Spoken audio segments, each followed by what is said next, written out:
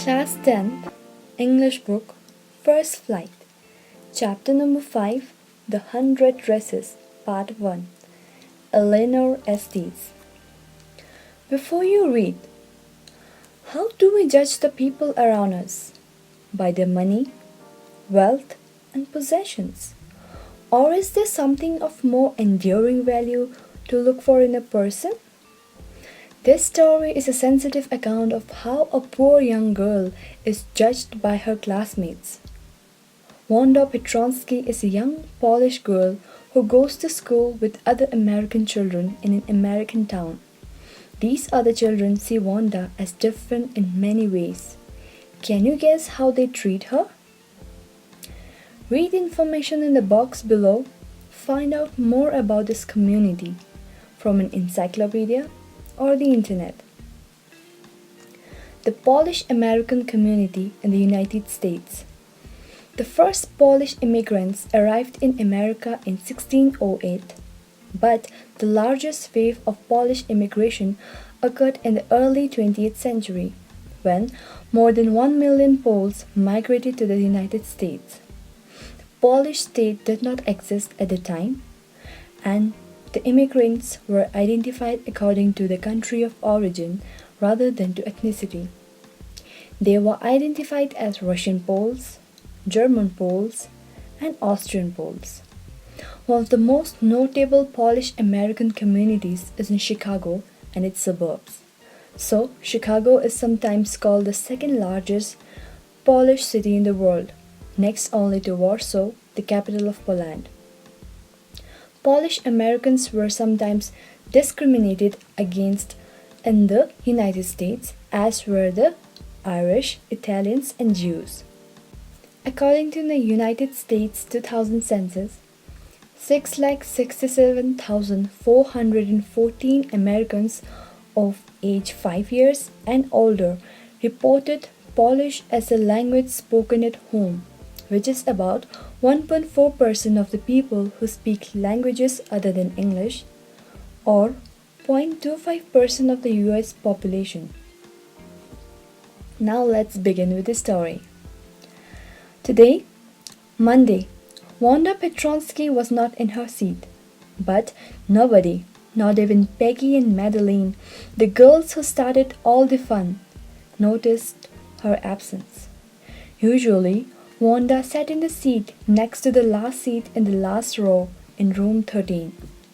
She sat in the corner of the room where the rough boys who did not make good marks sat. The corner of the room where there were most scuffing of feet, most roars of laughter when anything funny was said, and most mud and dirt on the floor. Wanda did not sit there because she was rough and noisy. On the contrary, she was very quiet and rarely said anything at all, and nobody had ever heard her laugh out loud. Sometimes she twisted her mouth into a crooked sort of smile, but that was all. Nobody knew exactly why Wanda sat in that seat, unless it was because she came all the way from Bogans Heights and her feet were usually caked with dry mud.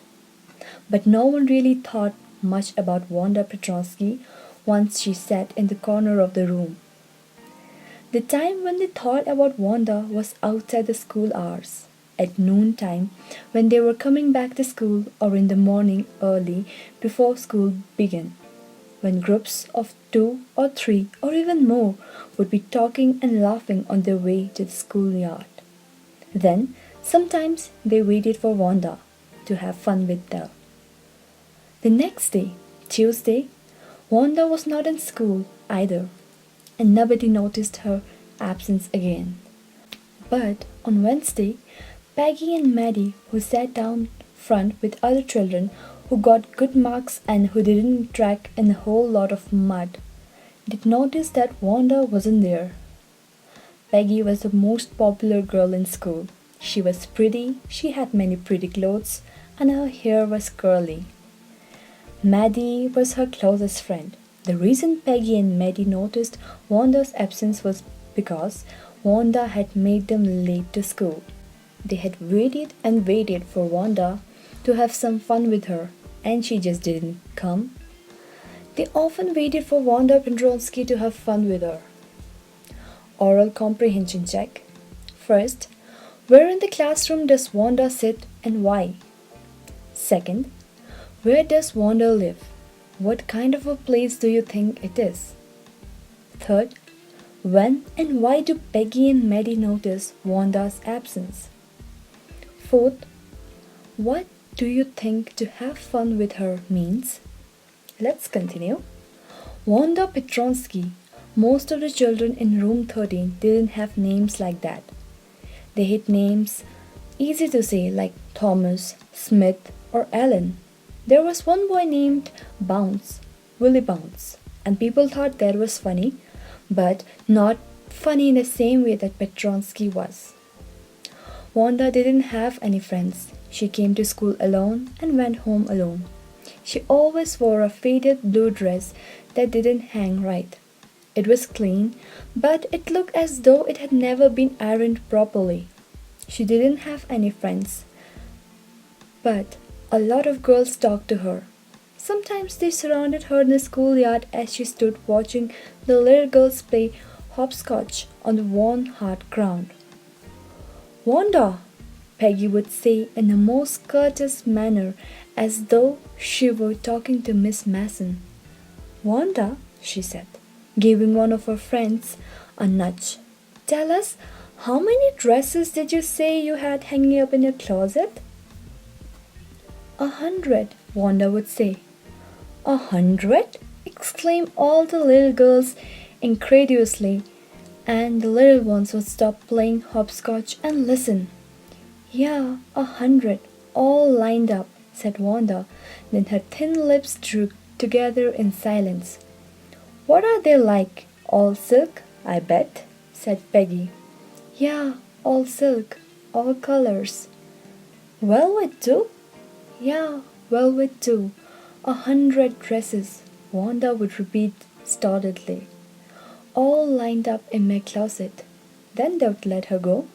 And then before she had gone very far, they couldn't help bursting into shrieks and peals of laughter. 100 dresses? Obviously the only dress Wanda had was the blue one she wore every day. So why did she say she had 100? What a story. How many shoes did you say you had? 60 pairs, all lined up in my closet. Cries of exaggerated politeness greeted this. All alike? Oh no, every pair is different, all colors, all lined up. Peggy, who had thought up this game, and Maddie, her inseparable friend, were always the last to leave. Finally, Wanda would move up the street, her eyes dull and her mouth closed, hitching her left shoulder every now and then in the funny way she had, finishing the walk to school alone. Peggy was not really cruel. She protected small children from bullies, and she cried for hours if she saw an animal mistreated.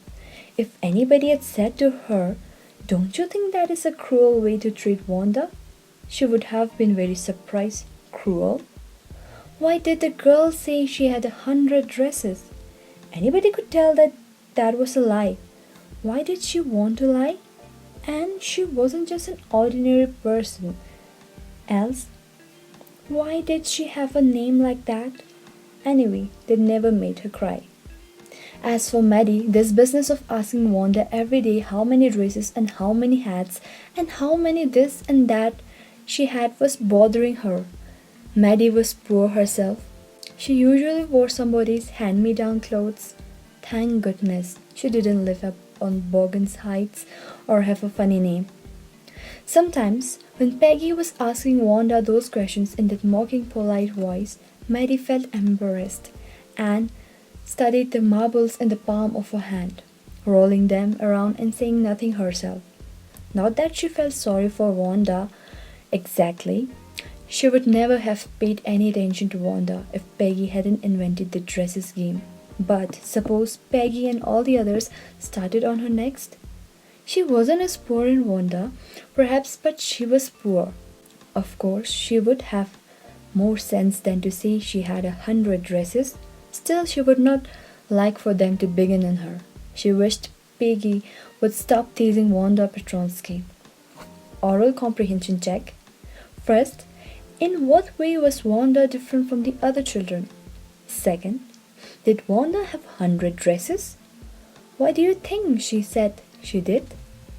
Third, why is Maddie embarrassed by the questions Peggy asked Wanda? Is she also like Wanda or is she different?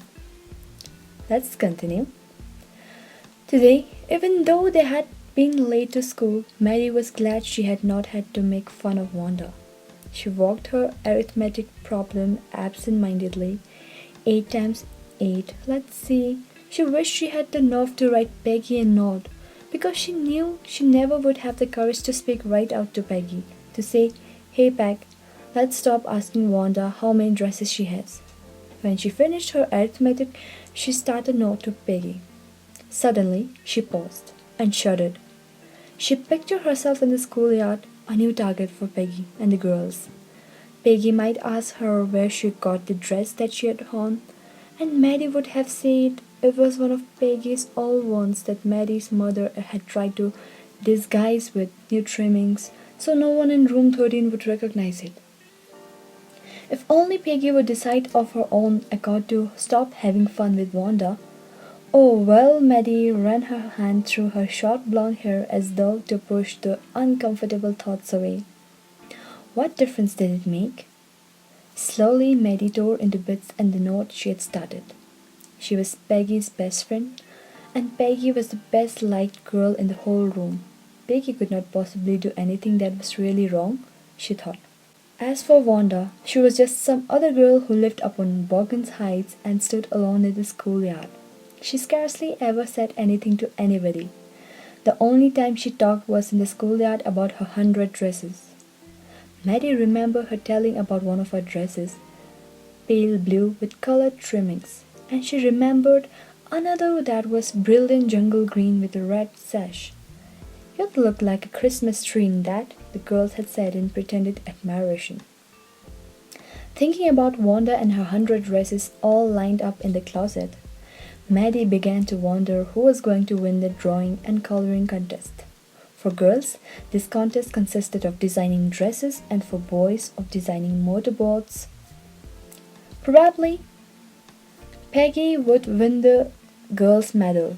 Peggy drew better than anyone else in the room. At least that's what everybody thought.